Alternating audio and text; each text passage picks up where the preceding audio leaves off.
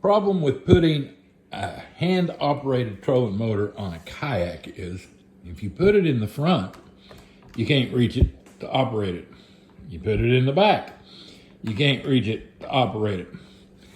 So using $100 or $110 trolling motor is actually hard to do. They make a little mount that you can buy for $150. You can hang it off the side and you can do that, but at that point, the thing's in the way of your fishing. So I've come up with a solution. This is the same trolling motor as that hand-operated one over there. That's for the second kayak. This is for the first one. I have engineered a new steering system. I actually took off the throttle off the top, and there's 4 wires in there. 2 wires are to bleed off power for whatever speed you're going. There's 5 speeds. If you're on speed 5, it's not bleeding any power off. 4, 3, 2, 1, it's actually draining power, but it's, from what I can tell, it's the same amount of power being drawn out of the battery, so it's a total waste system. It's not really a modulating system, it's a waste. So I took this top off, did away with that, capped off 2 wires, stuck them back down into the shaft. And I came up with this steering system here. This is garage engineered.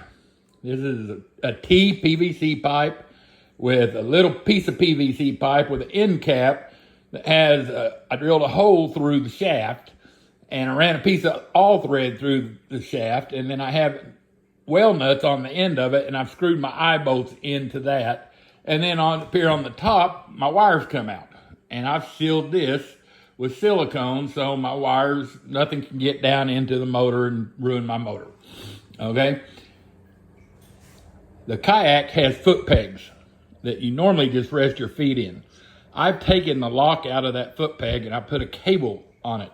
So now that foot peg slides back and forth, kind of like a pedal, like a gas pedal. Well, I have 2, one on the right, one on the left.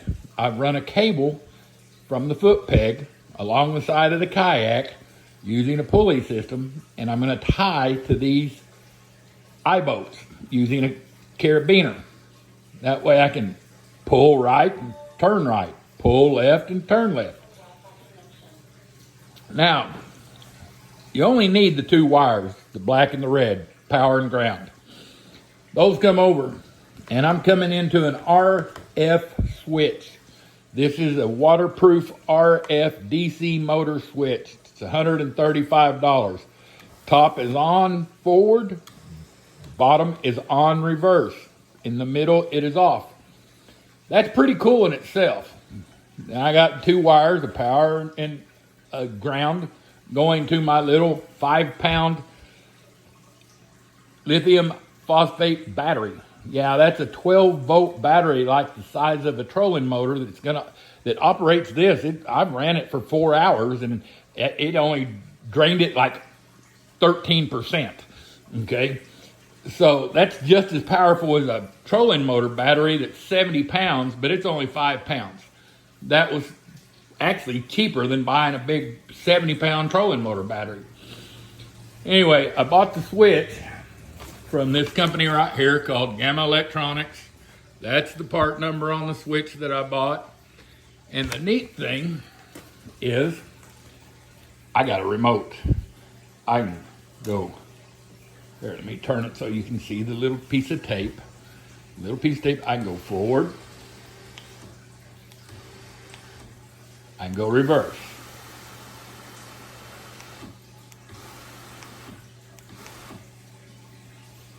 Forward.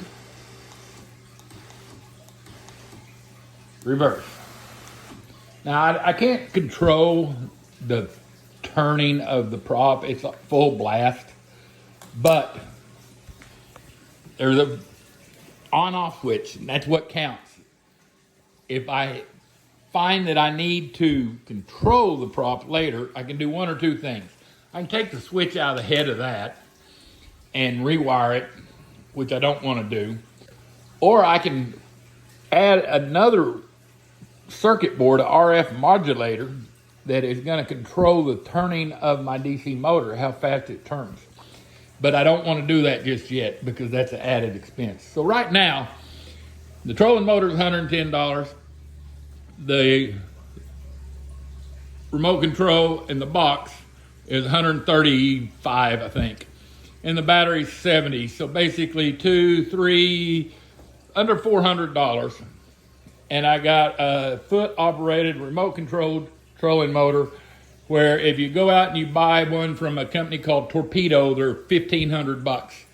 And a foot controlled trolling motor that you can install on a kayak is $1,000.